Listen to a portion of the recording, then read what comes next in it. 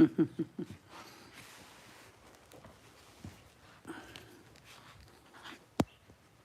turn this camera around. There we go. Resi Beans, how's it going?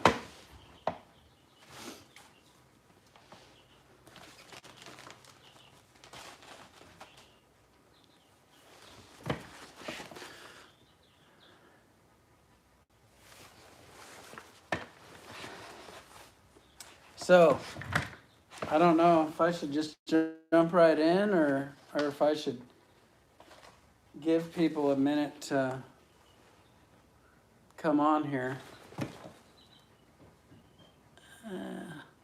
Ernesto, how you doing? How you doing, Leonard? Steve Travers, Corey Chase, you're a moderator. I gave you a moderator wrench just in case. There's a few people I gave the moderator wrench to, people I thought might be handy for, live videos can attract some freaks. So if you see somebody out of line, then you just ban them. But don't be too quick, because sometimes people are just, sometimes cool people are out of line, but you can kind of tell. So I passed around a few moderator wrenches because I've seen some live videos get a little haywire with people just trying to grab attention and take the stage and just say stupid stuff like I'm not even going to repeat it, just stuff. So hey, oh man, my first ever super chat. It's gone, and now I don't know how to look at it, but thanks, whoever that was. Listen, I'm not here to fleece the flock, okay? I'm here to tell you a story, and I was going to just tell it to you, but I think I will read it to you because I wrote it all out in an essay form, and then perhaps I'll talk about it along the way. But I wrote this out. This is one of the most dramatic things that has happened to me in my life, and I've got quite a lot of stories, but this one was hairy. And before I do that, though, I want to say thanks to people who are like just for years and years of YouTube are just steady, always positive, friendly people. Doesn't mean that they gotta be always positive. They might even, argue with me now and then or whatever. But what I'm saying is they're just consistently solid people, and there's a ton of them on YouTube. And I don't know, I don't say thank you enough. So thanks for that. Years of friendliness. So, last night when I was on here, I wasn't reading the comments because I didn't have my glasses on. Neighborhood go-to guy, thank you. Daniel, thank you, because Daniel is sending me some chickens all the way from Arizona. And you can probably hear my chickens in the background. I got a bunch of babies, but they're all hens. And Daniel's sending me some roosters because I've never seen anybody as chicken knowledgeable as that guy. So he's sending some roosters clear from Arizona. It's easy to get distracted on a live video. So last night when I was going on and I didn't know what comments were saying, and I read them later, people were asking about this because I guess I was fidgeting. Thanks, Trevor. Glad you like it. I was fidgeting with this Benchmade knife because I used it to open the box from Rion. So yeah, it's a Benchmade knife. It's super sweet. It's an automatic knife. In some states or countries, they probably don't let you do that, but that's kind of silly because it's just a tool, You're trying to open a box, you got one hand full. You know how I like the one-handed thing, so you just reach down out of your pocket and you got it. Really love this thing. It's a micar to handle, and Benchmade knives are where it's at. Thanks. Derek likes his saddle. By the way, yeah, monkeybeaver.com is is up and running. Okay, you're gonna distract me like that? Fine, let's be distracted. Check it out. Joe is cranking these babies out. They're finally on the website. You know, it's crazy. This COVID, this Corona thing, kind of shuts the world down, but it's allowing us to catch up in some ways. I'm not saying I love it. I don't like it that there's a virus and people are getting hurt. But I don't really want to talk about that. This is the suspenders. They go on a monkey beaver harness. They go on a tree motion. They go on whatever you got. They're super adaptable. And Joe's cranking them out, and we have them on the website. And I hate sounding like a commercial, so I'm just going to stop there. But yeah, this knife, Benchmade. I have another one. This is one Joe bought me. It's a Benchmade knife. And it's an automatic knife. And you just push the button and, you know, it's pretty cool. It's like stiletto style. Love, love, love this thing. I think you could wear it out just because it's so cool. But I only take it to church, this one. It's kind of the special one. So let's get started. This is a story about, I said I was going to talk about when I fell. So there is a story about me falling, but this is the first time I fell, and it was when I was commercial fishing.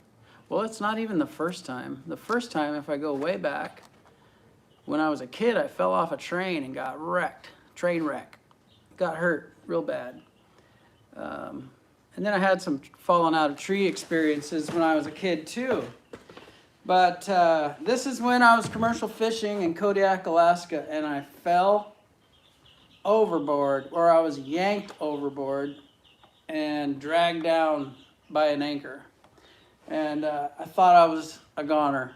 And I'm just going to read it to you because I've already put it into words. There's no reason for me to just tell it, you know, like this, because I'll pause too much and I'll repeat myself and I'll get distracted by the texts and things. So I'll read it to you, and then at least it's concise. And from there, maybe next time I'll talk about the tree story, because 30 days of videos, right? You gotta come up with something. So I titled this essay, "The Death of Neptune."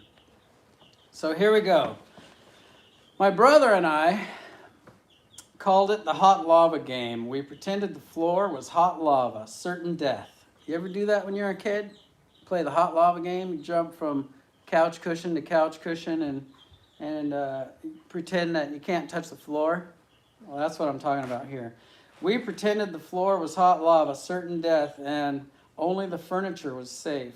We would throw couch cushions or pillows into the lava and leap from one to another to get across the house. We fell into the lava now and then, but we always gave ourselves another chance.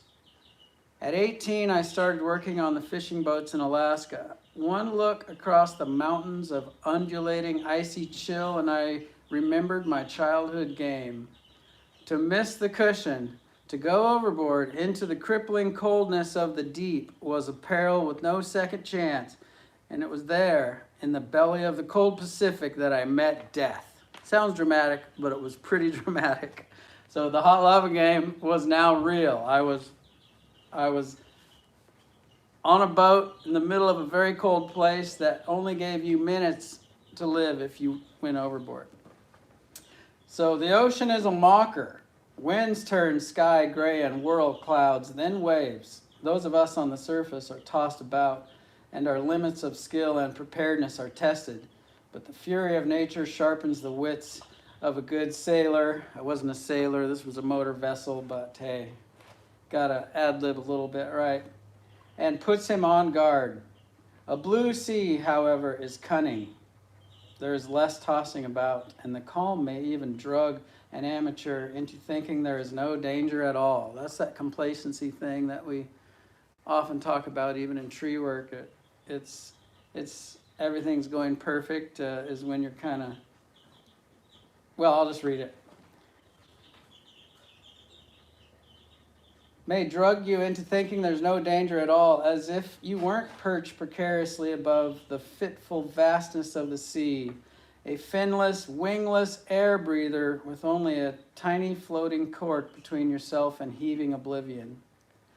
The day death introduced itself, the frigid lava surrounding our sofa cushion was a calm sea of glass, mimicking the peaceful sky and lulling me into tranquility. We were setting anchors. It was my job to launch them.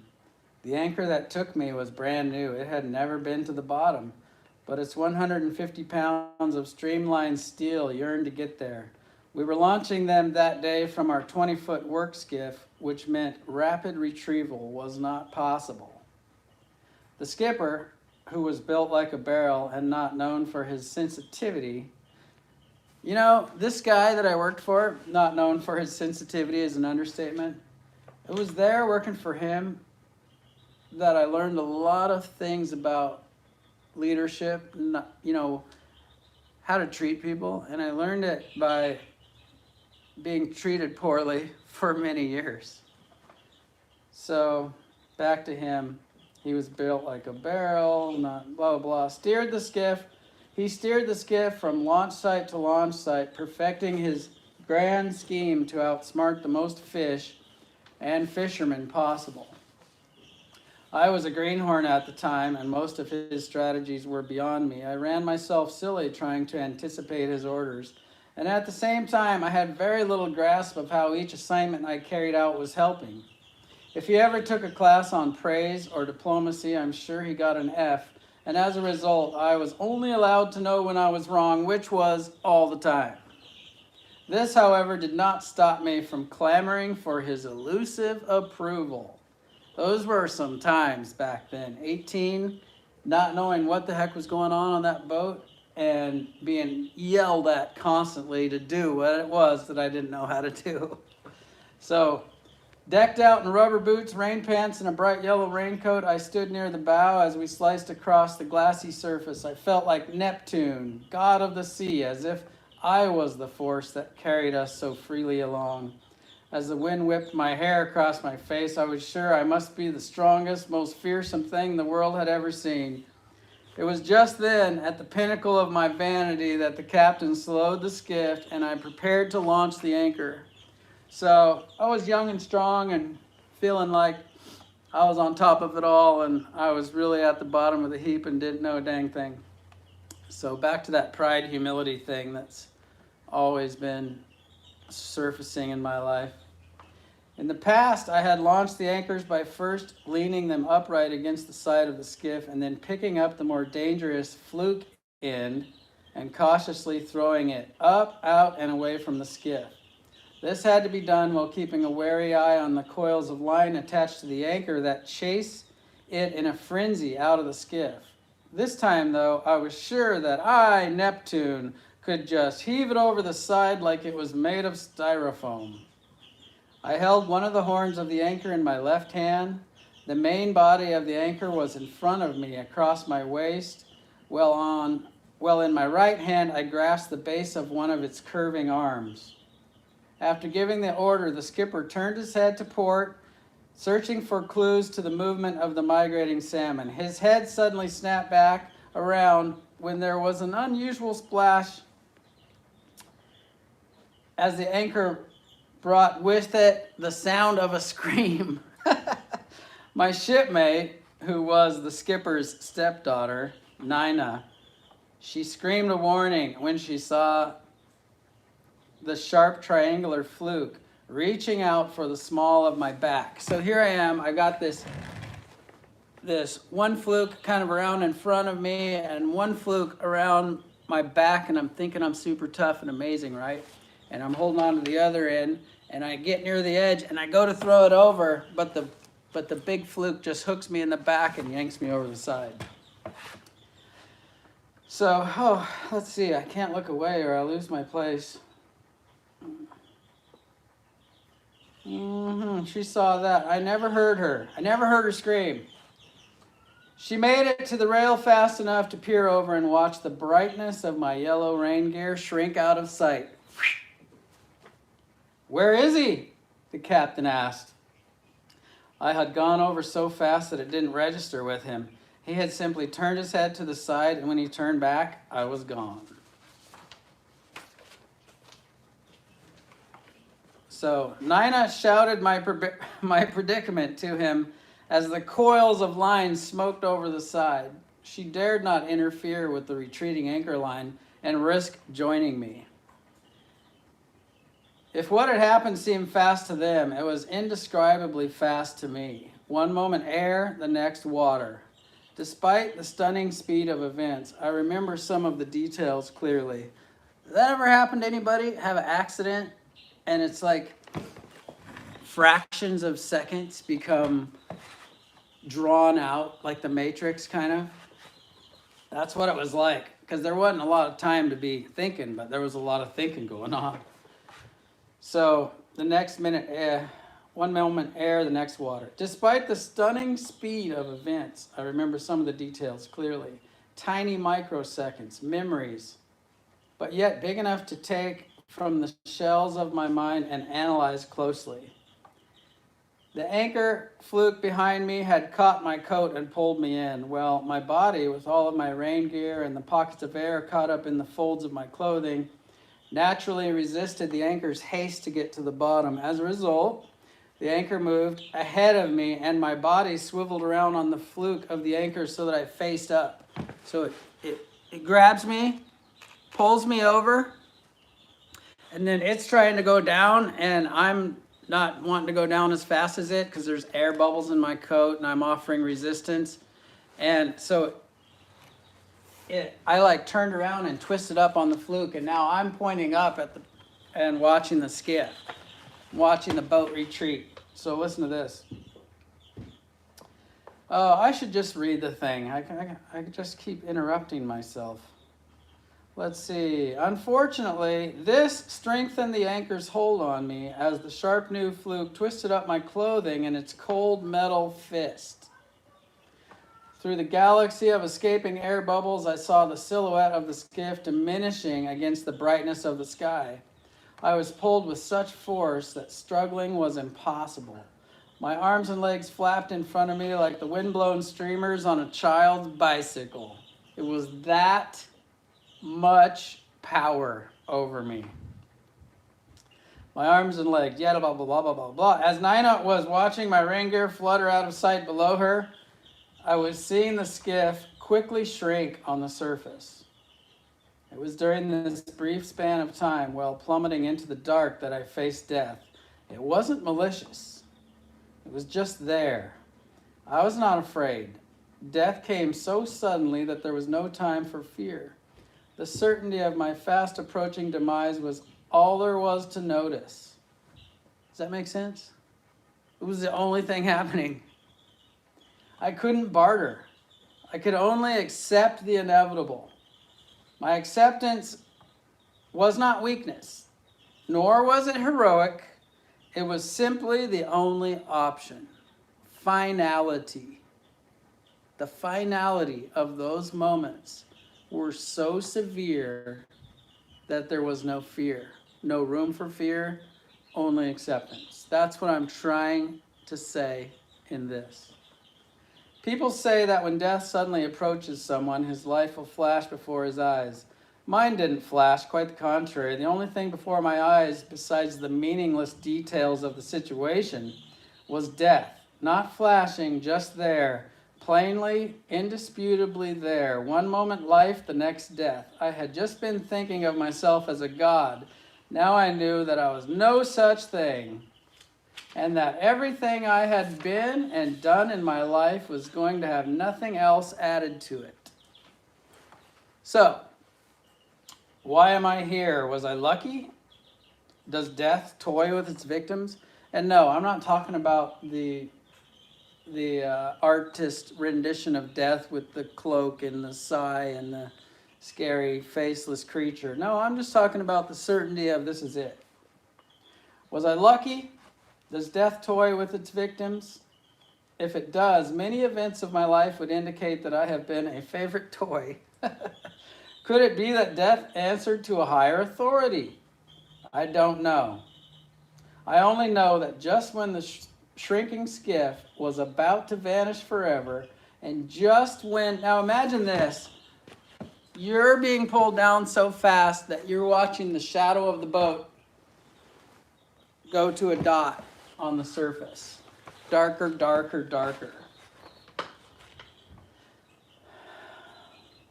Let's see, lost my place again. Just about as the skiff was, okay, and just when the irresistible fist that was about to pull me down into unbearable pressures, the anchor released its hold on me. The moment of my release came just after the point of my total surrender. So I had just been talking about, oh, this is it. I'm lame and dead. Oh, so that's how it's going to be. Just finality. Right about then, it let go. And the ugliness of ignorant pride had been washed away with each fathom of dizzy descent until all that remained was humility. The experience of being wrenched downward was suddenly replaced by a feeling of weightlessness. And that's, when you're being pulled down through the water so hard that you can't even move your arms and legs, they're just flapping. When that lets go of you, it feels like you're out in outer space. You're just weightless. I would like to say that I quickly launched into action, stripped off my heavy clothing and rubber boots, and swam like an adventure hero to the surface. It wasn't like that at all. My surrender was so complete that when the anchor released me, I just hung there in stasis, doing nothing, completely resigned to my fate. So imagine me, the anchor lets me go, and I still am just in shock, just down there, because it was over. I had accepted it, right? Moments ticked away as the last tiny bubbles fled to the surface. The skiff and life, distant but attainable, waited silently while death's hypnotic certainty held me docile. And then, by chance or by God, I was coaxed into action.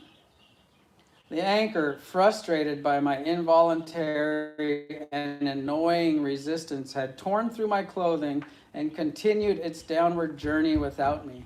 And that's amazing because remember, it was wrapped up.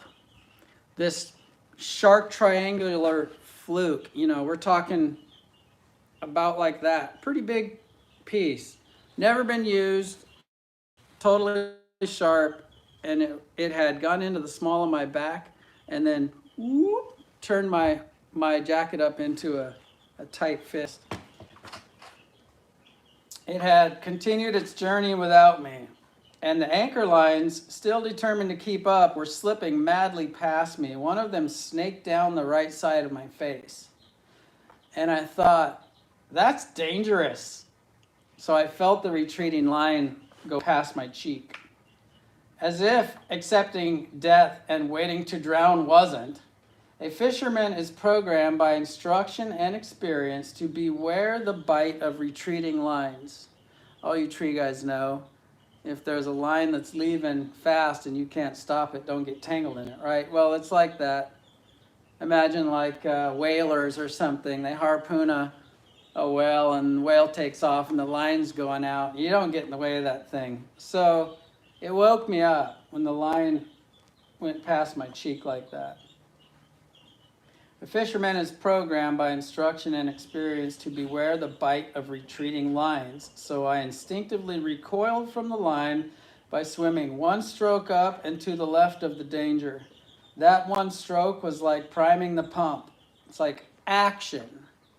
Finally, some action. One foot in front of the other, whatever you want to call it. A little bit of action led to more action. I only sought to kick away from the hazard, but once I did, the spell was broken and I became quite sure that the entire situation, not just the passing line, was dangerous. I like to understate things. My journey back to life had begun. I swam straight up, clothes, boots, and all. I don't know how far down I was, but the shadow of the skiff assured me that it wouldn't be easy to get back. I have never been a strong swimmer, and I doubt that I could have swum down and back from such a depth in one breath. But I had the advantage of making the first leg of the journey strapped to a missile, which cut my breath-holding time in half. Near the end of my journey, I reached repeatedly for the skiff, like a mountaineer whose summit was always beyond the next rise. It had taken no controlled effort to hold my breath up to this point, but during the last final strokes, when the skiff kept eluding my grasp, I began to need the precious seconds of air I had lost while entranced by death during those moments of inactivity. Meanwhile, on the surface, about the time the anchor was landing on the bottom, Nina saw below her a blurry but expanding yellow form. Was it me, back from death's embrace, or was it a piece of my coat? Could I have somehow gained freedom? The form took shape. A smeary flicker of yellow slowly developed into the arms and hands of a man reaching for life. The sputtering form she helped over the side was not Neptune, but an ordinary man with torn clothing and a vacant stare, because I was quite down to size. I didn't speak, and I do not remember what Nina said to me, but I was comforted, and still am, by the combination of disbelief and compassion in her eyes. Her eyes were the warm, sweet eyes of a fellow mortal, a witness to the frailty of life and a welcome change from the looming dispassionate certainty I had felt in the deep. The skipper, still at his post, was silent. He thought me a fool, no doubt, and I had no reason to disagree. No sooner was I retrieved than the skiff was underway at full throttle and we were going somewhere. But I, as usual, didn't know the next step. I sat in the bow, this time not as Neptune. So he's going somewhere and I'm still in shock and I don't know what he's doing. The sound of the motor diminished and it became vaguely apparent to my shell-shocked brain that we had begun to glide quietly alongside our large vessel. I stared blankly, failing to see the importance in anything. The bow of our skiff began to drift away from the big boat. The captain, in exasperation, bellowed, "Come on, tie up, get changed, we got work to do." That's all he ever said about the entire event, my entire life. I don't think he ever said anything else. "Yeah, come on, tie up, get changed, we got work to do." I looked at Nina. She had tied off the stern already, and she looked away from me as if apologizing for being efficient. My pale white hands tied the bow with all the coordination of a man in boxing gloves. Don't forget the water's really cold up there. My recent moment of mortality was making it difficult to adjust to the mundane responsibilities of being alive. It was quite some time before I had much to say. And here I am, saying it after all this time. So, there you have it.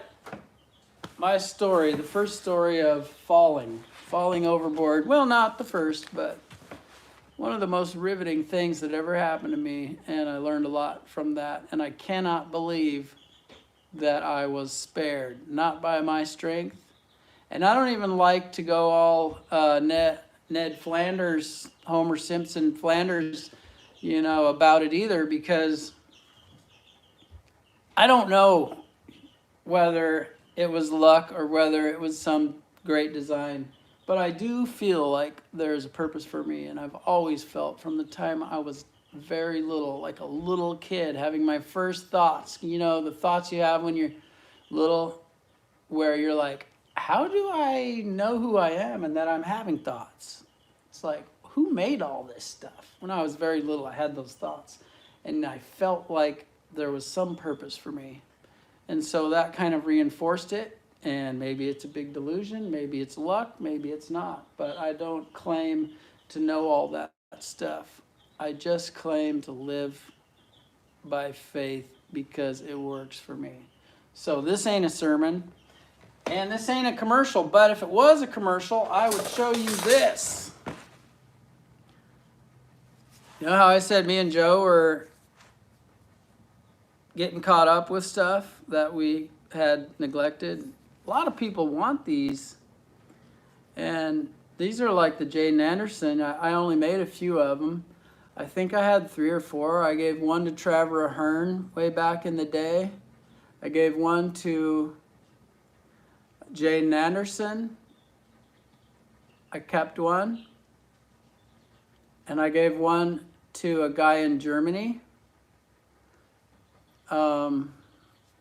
Nico was his name. Garten Wolf is his channel. Anyway, by the way, that story in written form, if you ever wanted to read it, you go to the Treehouse on the internet. It's a forum. I'm not a big forum guy, but I have friends there that I really like Reg Coates and Veronic and many others, those type of forum guys. They like that sort of thing. It's a bit of a slower pace. But anyway, if you go there and you type in August Hunneke essays, you can find that story. I posted it there and it's written there.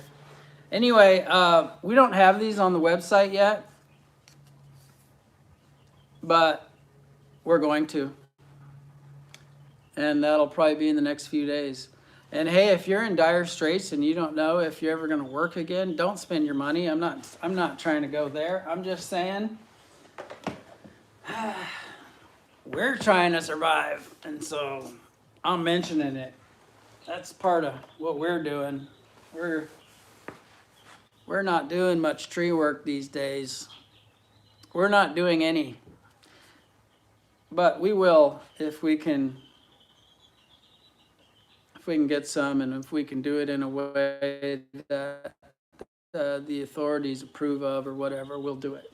So I think I'm done, guys, girls, women, and children, to quote Buck and Billy Ray. I like how he includes everyone. I would include, pets, I guess, or something too, if I was going to one-up them, but I'm not. So we'll just end it there, right? Oh, maybe I could. How much time have I been on here? Thank you, Corey.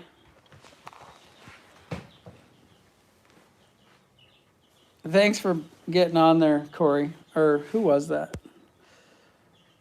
Justin McNulty. Yes, he has been around a long time. Thanks, Snowman. Hey, listen, I don't want to get into the vortex of reading all these comments right now because dinner's on in there and kids and stuff. But I'll tell you what, I will read these comments between now and the next video. And the next video, let's talk about that for a minute. The next video maybe will be the story of when I fell out of the tree or something, because that's kind of what my plan was. But I am reading the comments. I read all of them from yesterday, and I'll take some cues from you guys, and maybe I'll change my plan for tomorrow, and maybe I'll get this, dialed in for a certain time every day or something. I'm not sure. I don't know how to do this. I've not done this. This is new for me. This is something I don't know how to do. I'm a guy who likes to video edit, right? To craft the perfect story and then deliver it like a gift, not to just wing it. So winging it is a little uncomfortable for me, but here I am, and I'm gonna go now. I will talk to you tomorrow, God willing, and we'll see what I come up with, probably another story. And then we're gonna get into knot tying. We're gonna do actually a speed line video on my own property. My little daughter is gonna be the cutter. She's 9 years old, and my speed line kit on monkeybeaver.com is so simple to use that a child could do it, and I'm gonna prove that in a video. I think what we'll do is we'll set up some of her dollies or something, having a tea party or so, in some unsafe thing under the tree, and then we'll speed line the limbs over the little tea party so we can prove that it's a tried and true means, and we'll recommend that those dollies wear hard hats or maybe don't be there, but since they're dollies, I'm rambling. All right, let's talk to you later. Hey, thanks for watching if you did. I assume this isn't an empty audience. I'm gonna go now.